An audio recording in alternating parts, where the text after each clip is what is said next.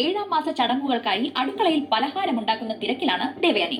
ജലജയോടും ജാനകിയോടും ദേവയാനി തന്നെ സഹായിക്കാനായി അടുക്കളയിൽ വരാൻ പറയുന്നു. ആദ്യം വിസമ്മതിച്ചെങ്കിലും ദേവയാനി കടുപ്പിച്ച് പറഞ്ഞതോടെ മറ്റു വഴിയില്ലാതെ ജലജയും ജാനകിയും ദേവയാനിയോടൊപ്പം പലഹാരങ്ങൾ ഉണ്ടാക്കാൻ നിർബന്ധിതരാകുന്നു. ദേവയാനി അടുക്കളയിൽ നവ്യയ്ക്കായി പലഹാരങ്ങൾ ഉണ്ടാക്കിക്കൊണ്ടിരിക്കുകയാണ്. അപ്പോഴാണ് നയന അങ്ങോട്ടെത്തുന്നത്.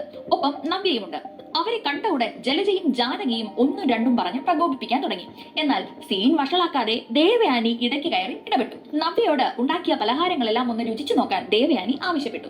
പലഹാരങ്ങളെല്ലാം രുചിച്ചു നോക്കിയ നവ്യ തനിക്കെല്ലാം ഇഷ്ടപ്പെട്ടെന്ന് പറയുകയും ഒപ്പം ദേവയാനിയോട് നന്ദി പറയുകയും ചെയ്തു. അതോടൊപ്പം 7ാം മാസ ചടങ്ങുകൾക്കായി നയന പോലും തനിക്ക് സാരി എടുത്തു തന്നെന്നും നിങ്ങൾക്കൊന്നും ഇതുവരെ ഒരു സാരി പോലും എടുത്തു തരാൻ തോന്നിയില്ലല്ലോ എന്നും നവ്യ ജലജയോട് പറഞ്ഞു.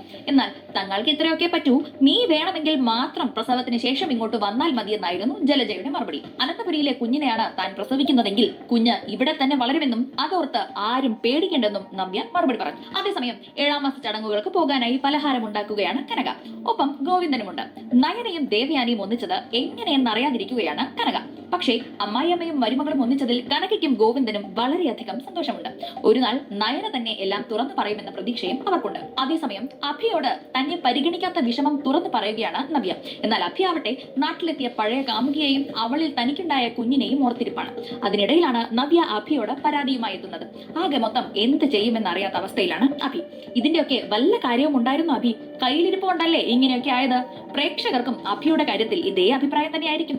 എന്തായാലും നവ്യയെ ഇപ്പോൾ പിണക്കിയാൽ അപകടമാണെന്ന് മനസ്സിലാക്കിയ അഭി നവ്യയോട് കൂട്ടത്തിൽ സ്നേഹം നടിക്കാൻ ശ്രമിക്കുകയും ചെയ്യുന്നുണ്ട്.